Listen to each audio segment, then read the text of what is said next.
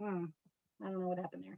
All right, so I'm going to set up, what I'm going to do is put the polling. I'm going to share my screen and we're going to write the question in the chat.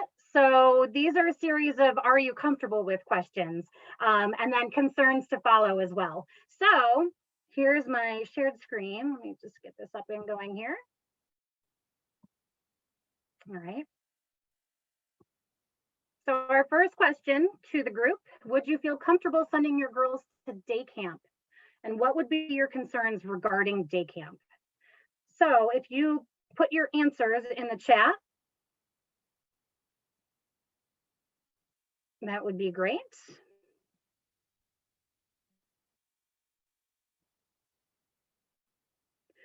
With my screen share, unfortunately, I cannot see the chat. Hi, Liz. I can tell you it. It mostly is yes. No concerns about day camp. Only making sure that masks are being worn. You know, things like that. Okay. If you have concerns about day camp, we are going to address transportation in a question that's upcoming. So if you have any concerns about day camp, write your concerns in the chat, as I mentioned, because we will be recording this and recording the chats as well so that we can address these questions in our upcoming plans. One thing that I would add, Liz, just for you to address is, you know, the number of girls and how we would do that to make sure that it's safe. Yep. The great thing about our permits is that they regulate that for us. So depending on what our permitting will say, we'll be at 50% capacity, 75% capacity, whatever percent capacity the state deems is appropriate, that's how we would run camps.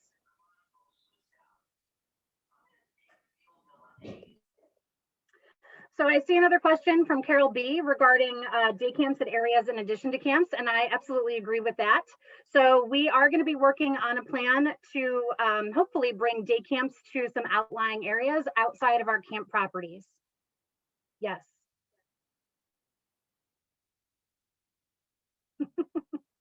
Yes, Sue, that's right. Girl Scouts know about small pods, so that's perfect. Okay. So question 2, let's see if I can get this to move on its own. Here we go. Question 2, would you feel comfortable allowing your girls to ride in vans or buses to and or from camp as transportation? And if your answer is no, or even if it's yes, what would your concern be?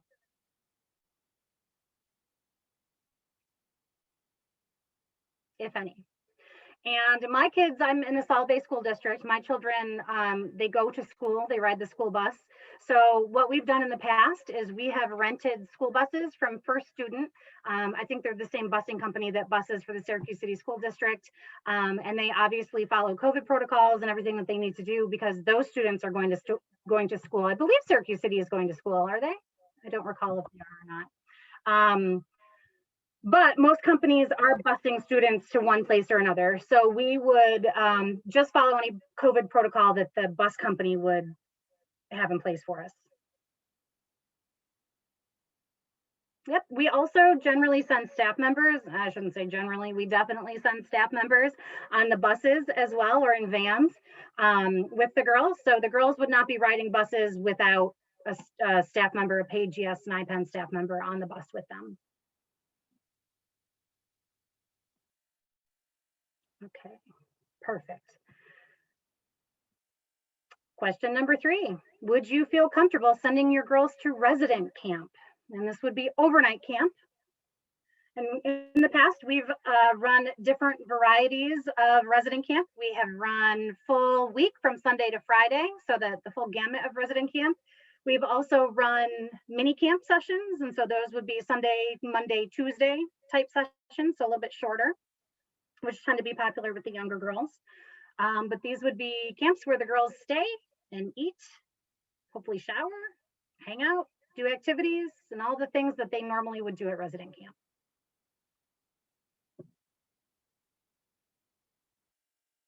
I think the responses there, Liz, would depend on how many girls are in the unit. Some people aren't comfortable. testing, how are we cleaning the air, things like that. So mostly a positive response, but how are we going to make sure everything's safe, as you know, as we need to do with everything. Yep, and I can see, I've logged in on my phone here so I can see the chats coming through. So we are currently working on a COVID communication plan, the camp directors and myself, for the council. If we are allowed to run camp at any point, we'll have a protocol in place for things like pre-screenings, you know, sanitation, airflow, whether we do lunches with the units and not in a dining hall, you know, that kind of thing. So those are things that we are definitely considering as we plan for camp this summer. All right, next question. Would you feel comfortable sending your child or your girl or you yourself attending a mom and me or me and my guy type event? This would be similar to family camp, but it would be a parent and the child, or you know, your aunt, a special trusted adult relation, a star, if you will, someone that is within your family that would come to camp with your girl. And if so, what would be your concerns if you have any? The big difference between mom and me slash my guy and me and family camp is that the mom and me slash me and my guy type events, we would provide food. So staff would be preparing and cooking food, as opposed to family camp where you would bring your own food. Yes, thank you, Becca. All right. Not a lot of concerns with family camp or with mom and me camp, which is great because you're with your own child. So you're in your own little pod for that one. All right. Let's see. Would you send your daughter to a troop corps or troop camp event at one of our properties with her troop? And that could be with you as a parent, could be without. So your troop leader, co-leader, and the girls without a parent. And that would, of course, depend on our temporary residence permitting, as Becca explained, and whether they lift that part about girls under the age of 18 not being on the properties without a parent or guardian. So would you feel comfortable with troop corps camp?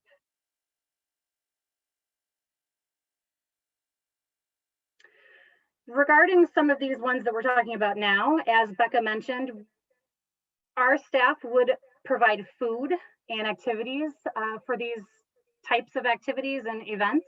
As part of the temporary residence permit, we do have some food restrictions in place as well.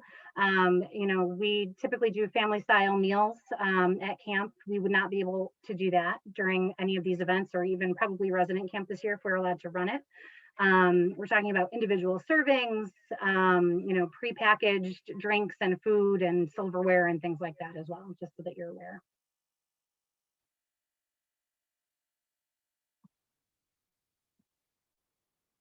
All right.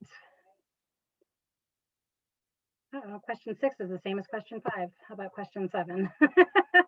What is your biggest COVID concern about sending your girl to camp, to any kind of camp this summer? Summer camp, including mom and me, or troop corps camp, or resident camp, or day camp. Some examples of those things might be communal meals or sleeping, protocols during activities for health and sanitation, general sanitation, transportation, etc. If you list them in the chat, we can start addressing them as we're talking about plans for this upcoming summer.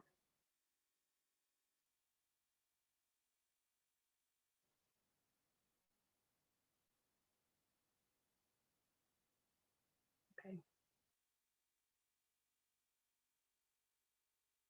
Right. I see lots of good answers coming through.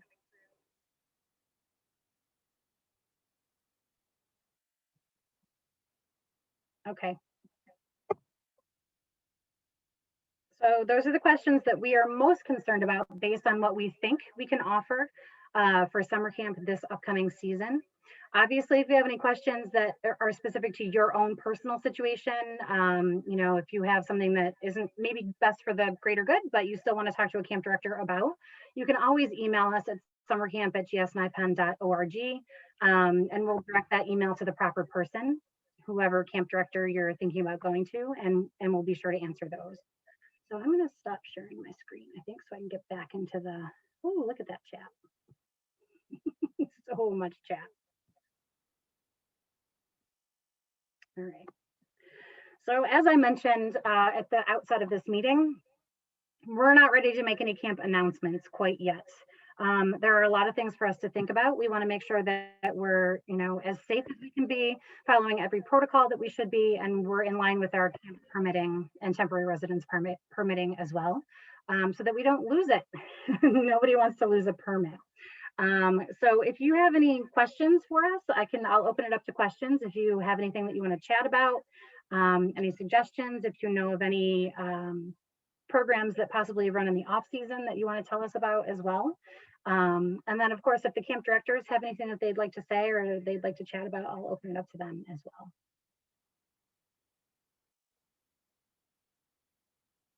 I see that, lots of concerns.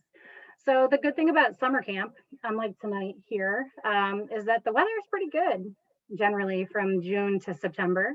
So, if you've been to our camps before, your girls have attended camps, the majority of what we're doing is outside.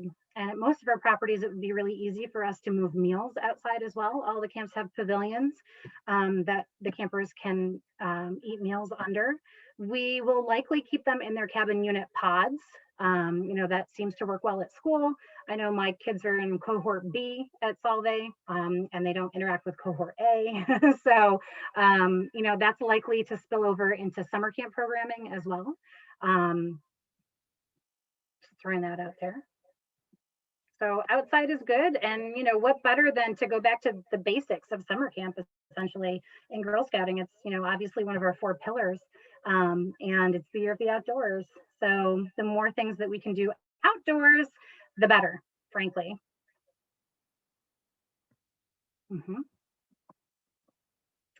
It's likely that we will have a smaller number of girls in larger cabins. Where that might come into play is tents. If you've been to Trefoil and some of other camps that have the platform tents, Amahami has platform tent, everybody has platform tents. There are usually 4 bunks in each platform tent.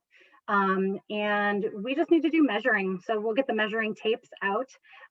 We will measure lengths of floor space, and there's a lot of math involved with what we're going to be trying to do for summer camp to keep those distances. So a smaller number of girls in larger cabins is absolutely something that we're looking into. Unfortunately, this might mean that camps fill up a little bit quicker than they have in the past, but we're going to do our best to make everything as safe as it can be. So that's something that we are willing to, lower capacity is something that we're willing to do. Yeah, and if anyone's interested, right now under the temporary residence permit, there is guidance for maximum capacities in tents and sleeping cabins. And I imagine that if overnight camp is permitted, it will follow the same exact requirements as far as sleeping arrangements go as the temporary residence permit. So if you do want to look up New York State Executive Order 202 as it applies to temporary residence permits, whatever that language is almost certainly what we will end up following. And there is quite a bit of math. It's like so many people per so many square feet and a lot of stuff. But there is guidance out there, and whatever it is, we will end up following it. And like I said, if you're really curious, you can Google that up and read it. It's a real page turner. I see a lot of questions coming in. Assurance that staff is quarantined for the season. Yes, we do plan on requiring that staff quarantines prior to the season. We're also requiring a negative COVID test within 4 days of arriving at camp for staff training and for some other things. That is an issue that we're actively discussing with our HR department to make sure that we're following everything that we need to with regards to hiring and keeping our staff safe as well as our campers safe. Concerned with others who don't believe in masks and distancing. Yes, luckily Girl Scouts are really good at following the rules though. And my feeling about that is that girls want to be at camp. So if wearing a mask is something that they have to do in order to be at camp, they'll do it. I sure would. I know I would. So I think that will be less of an issue than hopefully than in some other places, grocery stores and things like that. Let's see. We are thinking about doing some older girl programming that involves some primitive type camping. I'm not sure, Beth, you want to chat about that a little bit and talk about what you're thinking about for older girl programming, for primitive camping, that kind of thing? Yeah, sure. So we're um, still exploring options for, trips and things like that. It can get a little dicey with working with vendors off site. I know that I had planned to do 2 of my trips, out of state. And that might not be realistic at this point in time. So we were pondering thoughts of, maybe setting up, like we have a primitive site here at Trefoil, so offering girls the option to, learn about paddling skills and then going over to our primitive site and doing some skills there. Offering basically things on property if we don't have the option to do offsite trips. So I think that, we're working towards that. I obviously want trips to happen, but as I said, it might not be realistic to go through all those hoops for, 3 days, 2 nights. So I'm currently still actively, trying to put some things together. So be on the lookout for that. And as far as older girl programming in general, we are very conscious of trying to ensure that whatever we end up offering, we offer age appropriate program for all levels. We're not sure how, but we're very conscious and it's definitely on our minds. Yeah, and we know that the skill of progression of skills and getting to do some of these harder skills, knife skills and knot skills and just general camping skills are things that older girls are looking for. So as Becca mentioned, we are absolutely cognizant that we need to be offering things like that as well. Luckily for us, Hoover's not overnight on the island. I guess I was going to say most of our properties have a pretty good primitive area where girls can practice some of those things. And we do have individual trip tents as well. So if we do primitive camping and things like that on our properties, each girl will likely have her own tent to stay in during that time too. And that will help with our keeping everyone safe.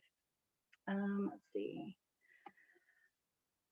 It's likely that girls will keep with the patrol. If you're familiar with Girl Scout patrols in the past, at Comstock, it's a little bit different because girls pick their activities and they get mixed up with other girls throughout the day. It's likely that we'll move back to the traditional Girl Scout patrol that some of you may be familiar with, so that the cabin unit stays together and decides as a group what activities that they want to do, and they'll move all together as a pod around the camp so that they can experience camp. They'll likely all stay with their counselors as well, who live in those units with them.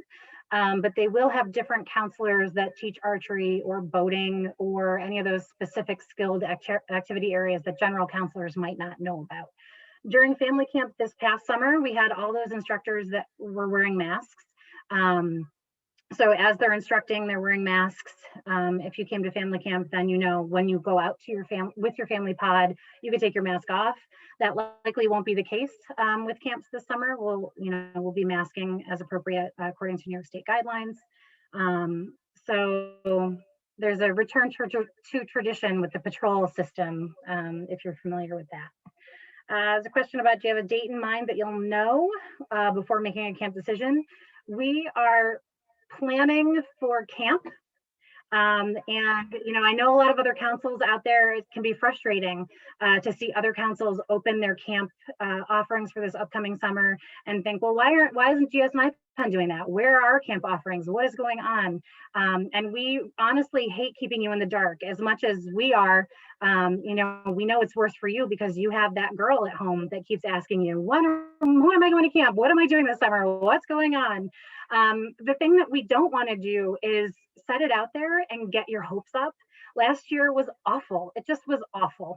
It pained us to not have camp.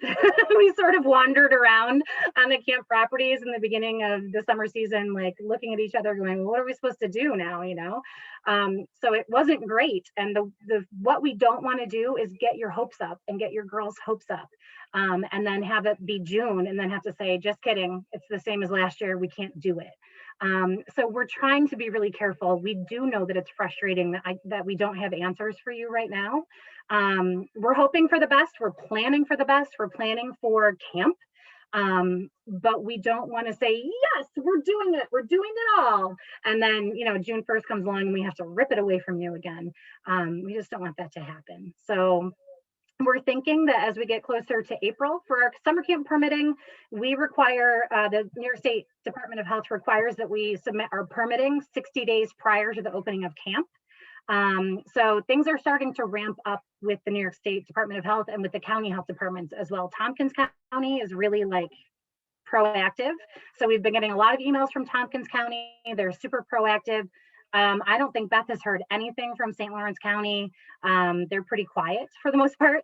We emailed Cortland County a couple of weeks ago, all the things, safety plans, all the COVID things, everything, and said, hey, here it is, take a look at it. And we have not heard back from them. And it's similar with Broome County as well. And I think that probably it's because they're dealing with vaccines and COVID and all the things that a health department has to do in a global pandemic. And probably looking at our summer camp safety plan for day camp at Hoover is at the very bottom of their list of things to do. It's at our top, but it's definitely like towards their bottom.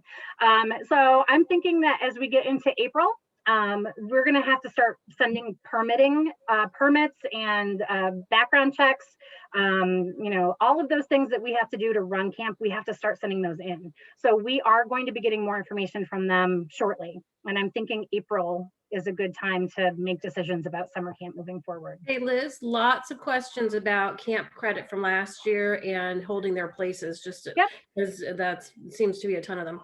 Yes, great questions. So your money is with us. We have it. And so what we did last year was, in order to save your space at camp, we basically took all the camps in Double Knot that we were going to run, and we put them as a 2021 date. So in Double Knot, they live there, and so does your money. So anything that you paid last year is there for your use. What we will likely do is open camp registration for folks that have a space with us, where their money is living with us in Double Knot. You have already registered for camp 2020. We're going to give you the opportunity to register for camp prior to opening it up to the general membership, because that only seems fair. You reserved your space last time, you paid your money for it. It was of no fault of yours that you couldn't come to camp. And so we want to make sure that your space is there for you. So that's the plan. We're hoping to be able to announce camp plans a few days before, open up registration for folks that have registrations and money with us, give you about 2 weeks to figure out your schedule and your plan, and if you want to be with us this upcoming summer, and then open it up, like I said, to the membership at large. If you don't feel safe, if you choose not to come to camp based on what we're offering, we will offer you a refund of your camp funds. Absolutely. So if you received a refund, unfortunately, you will not be in the first round of registration. These are for folks that still have their registrations with us, that have camp credits. I'm going to look into about the camp credit situation. I'm not really sure. And I'm going to have to look into the Rocking Horse Ranch situation as well. Now I'm working backwards in the chat. Hold on. Hey Liz, can I jump in really quick? This is Jacqueline. Yep. So if a girl earned her camp discount last year, it will transfer over to this year for the camp discount. It does say that on the order form for the girls for this season. Question about that, Jacqueline. I think the question that she might have been asking is if they chose not to send their daughter to camp this year because of COVID and all of the guidelines, can they still use the camp discount from last year without losing it? Can they save it for another year, COVID free? I think that's what that person was asking. It was a double question. And if not, I'm asking that. We'll have to talk about that to see if they can transfer over to a third year. I don't think we've ever really gotten that far to discuss that, but we can get back to everybody about that. Or even use them for like Cookie Wow and all of those other things that maybe next year, I mean, it would be a year, a next year thing, but use it more like cookie dough or something to that effect, We can absolutely look into that. Yep. Yeah, like a program credit type thing, Linda, is that what you mean? Or cookie dough. I mean, obviously probably not cookie dough. You might go broke if everybody comes in there with $150 off of there. Right. But, that's what I was thinking is something to that, effect, or, something to turn it into some kind of an event, or, I don't know if it's virtual. I don't think I even would want to spend my money on that at this point again, because these kids are so burnt out with it, Right. And we know that, kids are tired of Zoom. We're tired of Zoom. Yep, My shoulders keep disappearing. I don't know if you can see that or not. I'm just tired of it. Yep.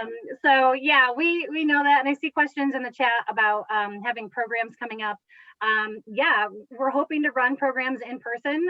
You know, we sort of started this year out with the camps in snow motion, which were a hit for folks, I think. We also offered sort of a troop corps on demand kind of scenario on Sundays in the fall, so that troops could come into the properties and we would do some instruction and they could have troop meetings and things like that. And that seemed to work pretty well.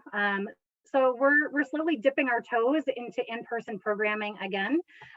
We just don't want to rush full headlong into in-person programming and have, you know, a backslide in protocols and you know, heaven forbid folks catching COVID at camp.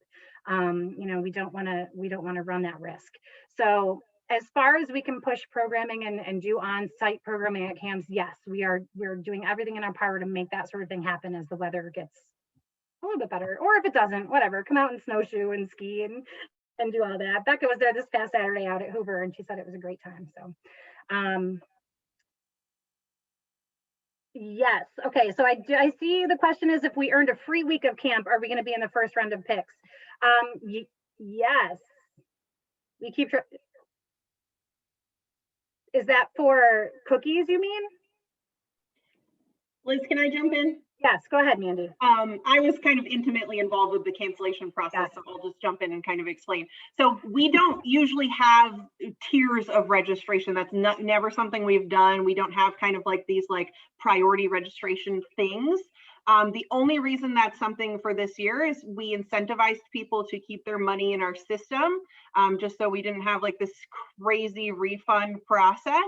And so if you were registered for camp in 2020 and you chose to roll over your deposit, you get priority registration for 2021 because you did us a favor. And so the incentive was for doing us that favor of not having to refund you, you get priority registration. That's the only reason we're doing some sort of priority advanced registration, and then there'll be general registration. We typically only do general registration. So that's what's going on there. So if you're in any other category, it is just this one specific thing with the cancellations and refunds who get the special registration period because they didn't cancel. That's it. That's the only thing. And we probably will never do this again as well because it's complicated. Yeah.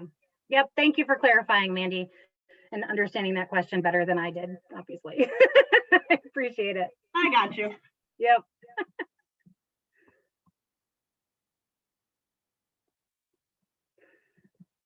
Questions? Any other questions in the chat? You're in our system. The question is that 2020 is a blur and can't remember. We know, we can tell you if you are or not. So if you're not sure, go ahead and email us at summercamp@gsnypenn.org, and we'll be happy to tell you if you have a space with us.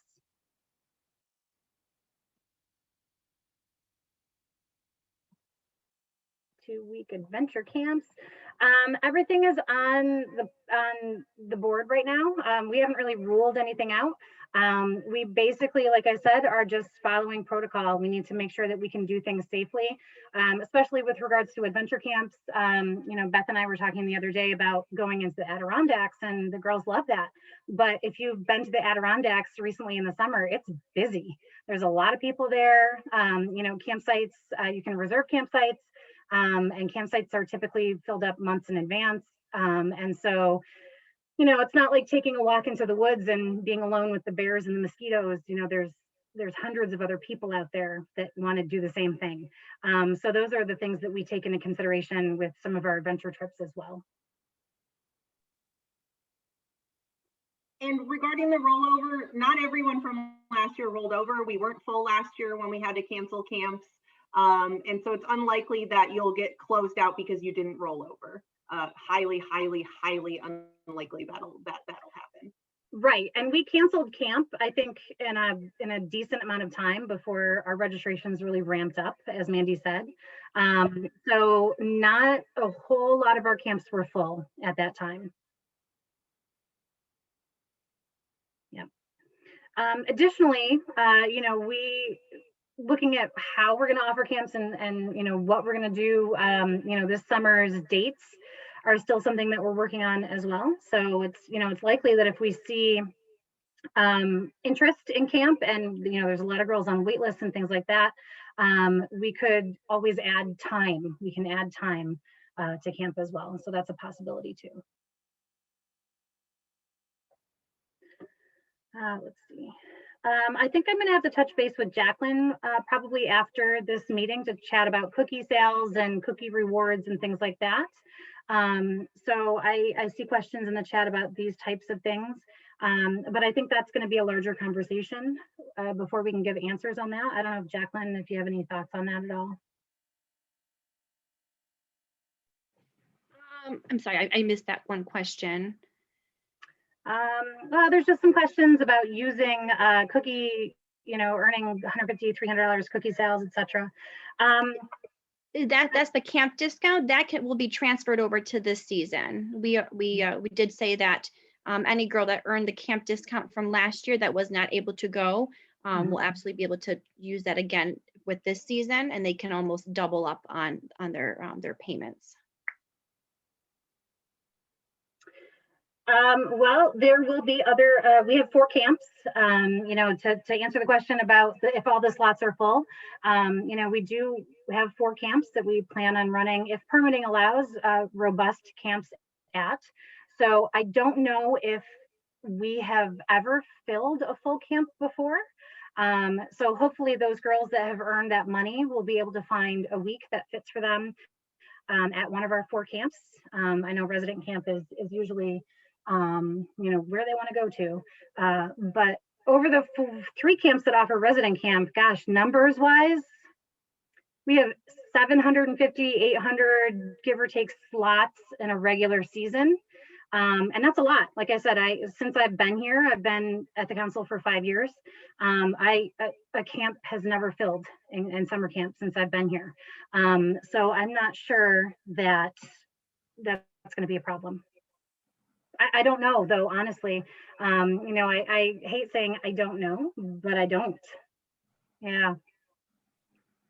Also, for people who are concerned about like things rolling over from last year and whatnot, I think we all feel pretty comfortable saying at this point that the programs offered at the camp are not going to be exactly what they were last summer. We're going to keep things a bit more simple because it's just easier to manage COVID that way. So that's also just something to keep in mind when we're talking about rolling over registrations from last year. I don't know if any of the resident camp directors want to add to that at all.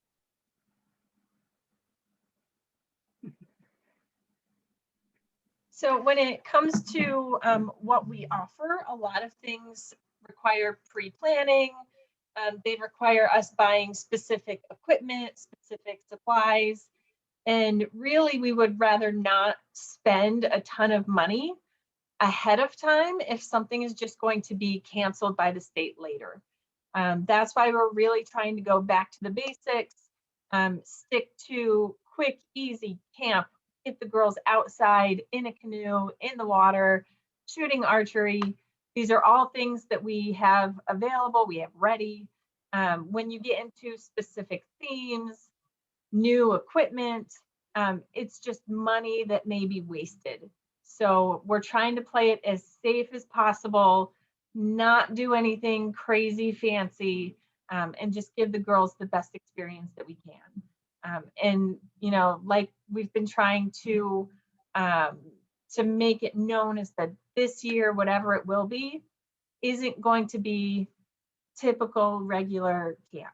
We're going to try our best, but there are going to be COVID regulations. Sitting at the campfire is probably going to look a little different. Usually we're crammed together and there's 100 people. We may not be able to do that. So we are trying to roll with the punches and give the girls the best experience that we can. Yep, that's a good point. I can see there's a question about offering horseback riding at camp this year. I can tell you that we did reach out to our horseback vendor, and typically we offer horseback at Comstock. And unfortunately, the vendor that we work with will not be able to offer horseback riding this summer. And that is due to staffing.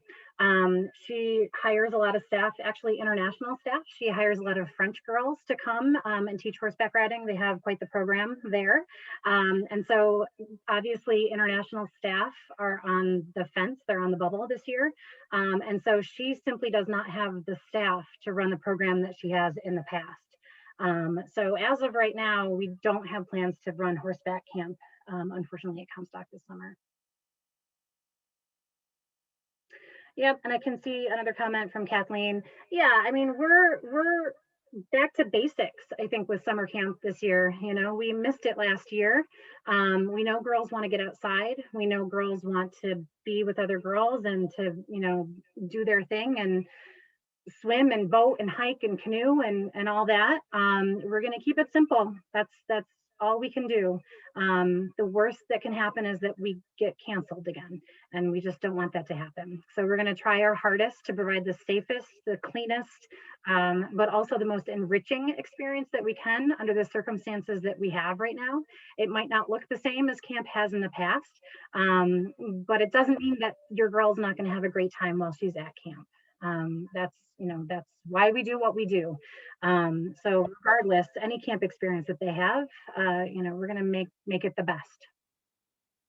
I will also pop in. I know there was a question a while ago that I think got lost about if we're going to do family camp in the spring, and we do have plans at almost all of the camps, I think, to do more family retreats in the spring that have themes and exciting activities for the family. We definitely got a lot of good feedback about family camp and family retreats that we did, you know, through the summer and the fall. So I think it's safe to say that that's going to become a regular part of our menu of offerings, and we probably will keep family camp as part of what we do for a long, long time, because everyone seemed to enjoy it. And it was really cool to see, you know, dads and brothers and things come and be like, oh my God, this is so cool. This is what you do at camp. This is crazy. And be so excited.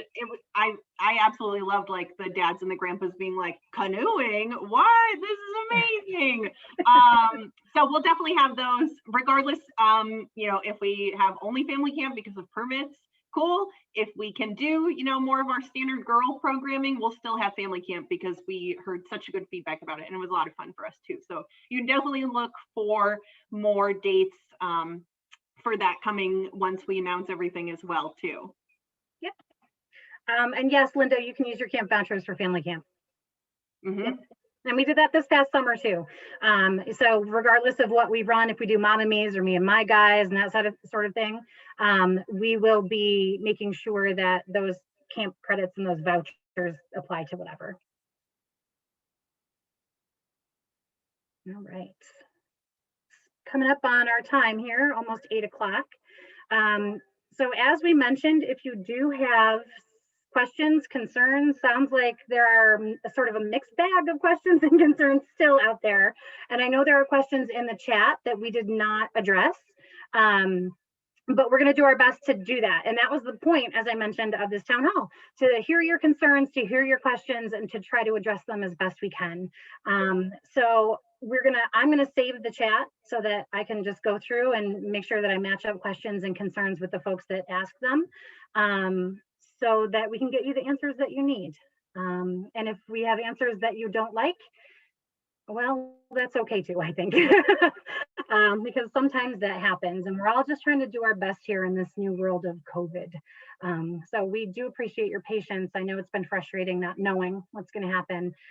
As frustrated as I think you feel, know that we feel as frustrated as you do as well. We just want to get back to camp. We want to do what we do best, and that's, you know, being at camp with your girls and making sure they have a good time. So we appreciate your support, and thank you for all this in the chat here. You know, I appreciate the support that you give us and the trust you put in us to send your girls to camp with us every single summer. We love that. So, and we love your girls, so keep sending them to camp. So I don't know, Julie, or if, you know, any of the other staff. I know that Jacqueline has a cookie announcement or a cookie, something about cookies Yeah, that she wants to Jacqueline talk has about. a- But Yeah, she has a cookie update. So Of course, I have cookie stuff to talk about. So I'm not going to steal Liz's thunder. Your team did wonderful tonight. Bravo, guys. I'm excited for camp, and I don't go to camp, but I'm still excited for whatever camp that we can offer.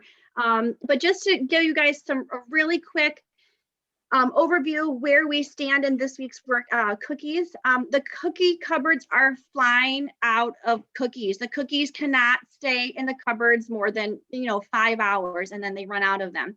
We are working extremely hard with our cupboard managers and our delivery agents to get cookies to the cupboards as fast as humanly possible. I keep telling people, I'm like, I'm not sitting on a pile of cookies. I wish I was. I don't have a cookie closet at my house. I wish I did. We are just trying to get the cookies out as fast as possible. Little Brownie is sending us some more this week. This little wintry mix that we are experiencing right now is really putting things on a little bit of a slower pace than we would like, but cookies are on their way. We will get cookies as fast as possible. So thank you for being so patient with everybody. And then what else is there? So the ACH, there's a huge question about what do we owe for cookies? So anybody that received their invoice from the initial delivery, the information on that invoice and their billing packet is correct. Dates correct, everything is correct, except the amount that is on that. And I did communicate that out earlier last week in a giant e-blast. The amount that we said we were going to pull was incorrect, but you can find that information right in eBuddy under the sales report. Under the part where all the volunteers' contact information is, there's a little black section called cookies. That very last line says first ACH, and that is the amount that we will pull on the 24th. And lastly, Walmart's. Yay, we did get the approval from Walmart. So I did reach out to the service units that have Walmarts within those service units. And I have asked those coordinators ever so kindly if they would make that initial ask to those Walmarts. And then what they're going to do is they're going to give me any approvals, and then I will upload them into eBuddy, and they will be council-sponsored locations. But I will, of course, email everybody a couple days beforehand to let everybody know what locations and what days and times are available. So they will be council-sponsored. But because Walmarts are so popular, I will ask that we tell troops to limit it to 2 Walmarts per troop to start, just so that we have enough Walmarts to go around to everybody. That's it. Jacqueline, there is a question. I know it's coming every day about the treats, reads, and more, Yes. and the delay from the shipping. So. Yes. So again, I can't make things go faster than my ability to do so, and I wish I could. These rewards have been ordered, and they're just stuck. They're stuck in transit. They do come from overseas, unfortunately, but they are stuck overseas, and they have not made it to us or to the M2 factory or warehouse to get to us. I do not have any other updates. I wish I did. I share everything as soon as I get it. I share it out as fast as possible. So I have not yet heard anything. I really wish I did. If they want the pizza parties, that information should have already been mailed out. Our teammate Sandy, she was the one that was sending that out to everybody. So you can still redeem the pizza parties if you have not yet. But as far as the physical rewards, I do not have any other updates.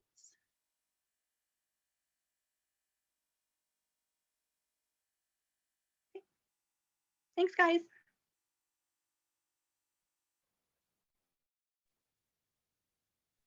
All right. Well, Liz, if there's nothing else, we should say goodnight. we should. As I mentioned, we're going to be working to create summer camp plans. So if you want to reach out to us, summer camp at gsnypen.org is the way to do it. And we are hoping for an awesome camp season this summer. Thank you very much for joining us this evening. We appreciate it. Thank you, everybody. See you soon. Hopefully in person. Bye-bye.